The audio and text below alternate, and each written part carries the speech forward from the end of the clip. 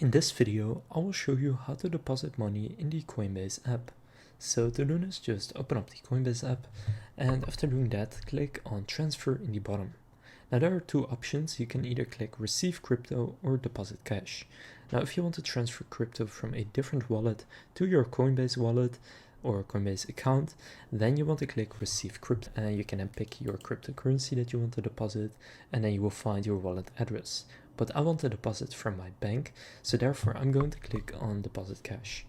Now here you can choose how you want to deposit. I will go with ideal, and then from here just choose how much you want to do, for example 10 euros, and then click preview, and you can see there are no fees for this, and then just click deposit now.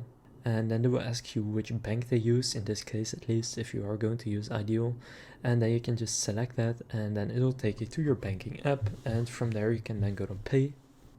And then you can see your 10 euro transfer to your euro wallet is pending. If you then click done, you can now see in my balance I now have 10 euros. So that's all there is to it, and you now know how to deposit money in the Coinbase app. If this video was helpful, please consider leaving a like and subscribing to my channel. With that being said, I will see you in the next video.